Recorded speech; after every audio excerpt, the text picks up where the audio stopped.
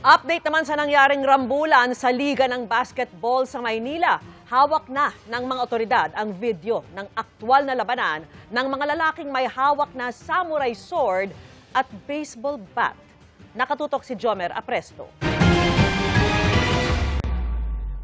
Sa viral video na pinanood ng barangay, kita ang dalawang lalaking nag-aaway sa Quezon Street sa Tondo, Maynila nitong linggo ng gabi.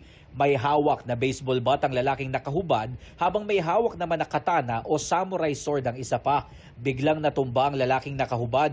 Pagkatayo niya, bigla siyang pinagbabato ng ibang residente. Hindi na gaanong nahagip sa video pero tinamaan daw ng katana sa leeg ang 37 anyos na lalaki ayon sa pulisya. Naitapos sa ospital, habi kailangan daw nasalinan ng 2 dugo pa. Sabi ng barangay, bago ang nangyaring pananaksak, nagkaroon muna ng riot sa championship ng Liga ng Barangay dito mismo sa covered court na ito. Nagrambulan ang mga manlalaro pati ang mga nanonood sa Liga ng Basketball. Makikita ang isang lalaking tumatakbo habang may hawak na patalim. Tinamaan sa braso ang lalaking ito na umaawat lang umano sa gulo. Sabi ng barangay, bukod sa kanya, may ilan pang residente ang bahagyang nasugatan sa nangyari at ginawa na nila ng blotter report.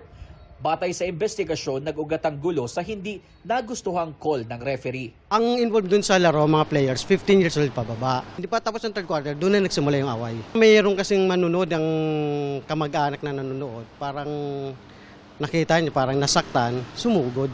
Ilang minuto matapos yan, doon na nangyari ang pananaga.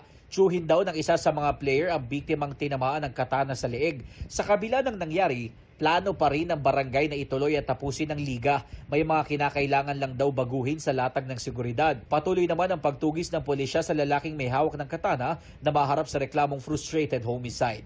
Jomer Apresto, nakatutok, 24 oras.